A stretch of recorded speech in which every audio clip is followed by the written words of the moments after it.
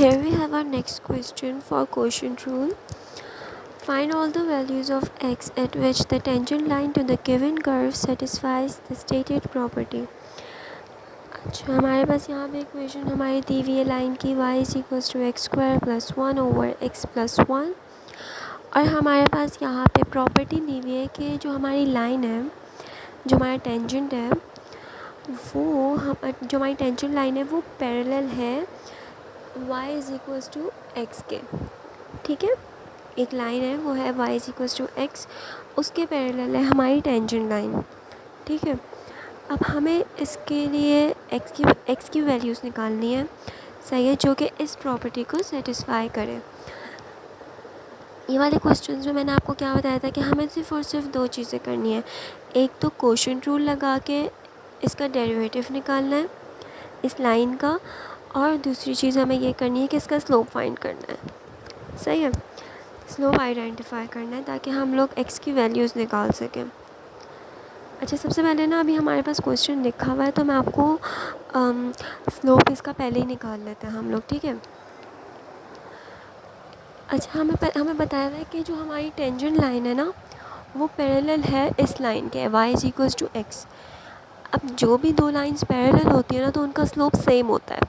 ठीक है, उस लाइन के बारे में तो हमें कुछ नहीं बताया हुआ जो हमारी टेंजेंट लाइन है, लेकिन हमें ये बताया हुआ है कि जो हमारी टेंजेंट लाइन है वो पैरेलल है y = x के. तो y = x जो है उसका जो भी स्लोप होगा ना वो हमारे टेंजेंट लाइन का भी स्लोप होगा. ठीक है, तो y = x का हमारे पास स्लोप क्या आएगा, 1.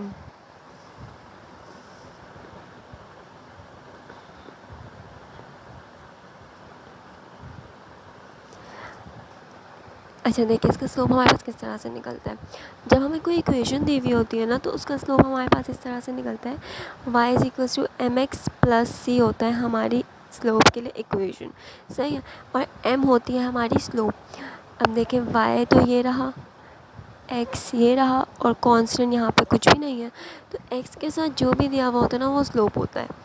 सही है, तो यहाँ पे 1 है, कुछ भी नहीं है, मतलब कि उसके x के साथ कुछ भी मल्टीप्लाई में नहीं लिखा हुआ, तो मतलब कि 1 है. तो हमारी जो स्लोप है y = x के लिए वो है 1.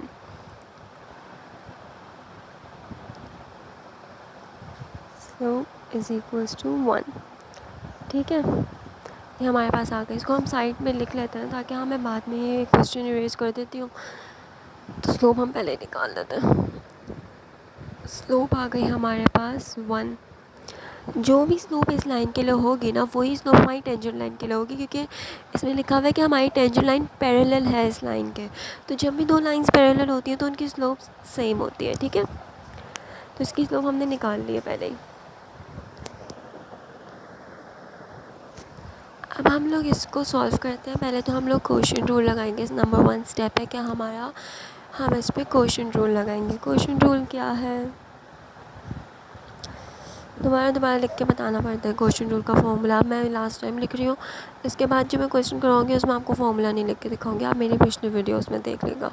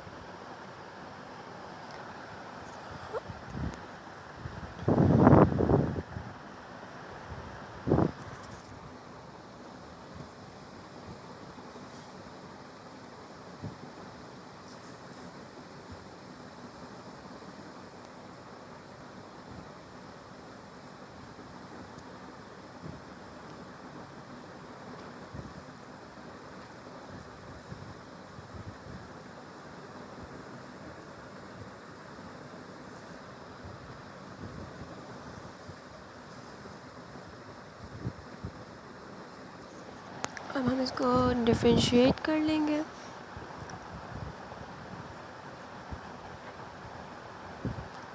इसको डिफरेंशिएट करके 2x आ जाएगा माइनस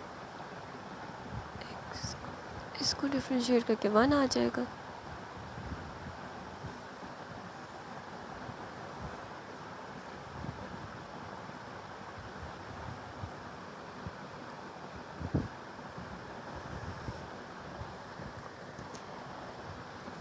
अब इसको सिंप्लीफाई नेक्स्ट में कर लेते हैं। अच्छा, अब हम इसको सिंप्लीफाई कर देते हैं।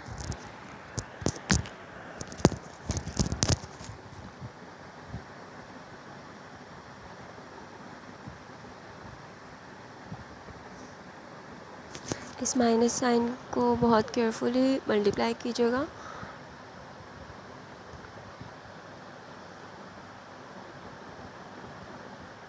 और डिनोमिनेटर को हम टच नहीं करेंगे।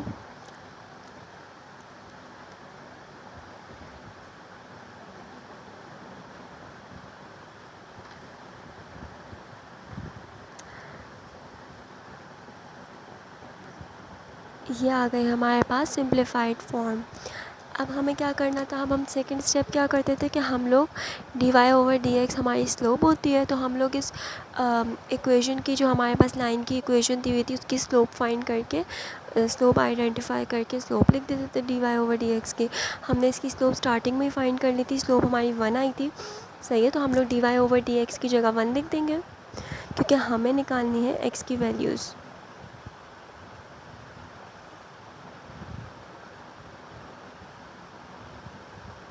सही है। अब हम लोग इसको x के लिए सॉल्व कर लेंगे।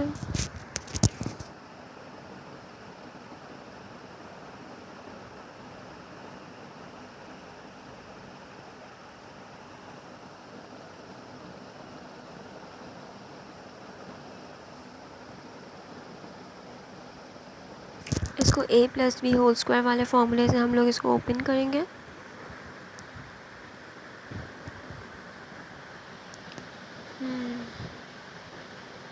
ओह सॉरी,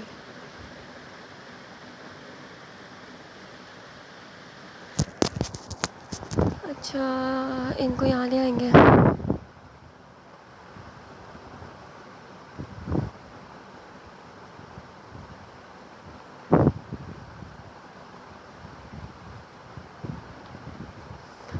ये कैंसिल हो गया, x² minus x² cancel, +2x minus 2x cancel. हमारे पास x की वैल्यूज़ ही कैंसिल हो गई हैं, सही है। यहाँ पे बना -2 = 0, मतलब कि हमारे पास यहाँ x की वैल्यूज़ ही कोई नहीं आ रही है, x ही सारे कैंसिल हो गए हैं, तो x की कोई वैल्यू नहीं है। तो हमारा इस क्वेश्चन के लिए होगा नो सॉल्यूशन,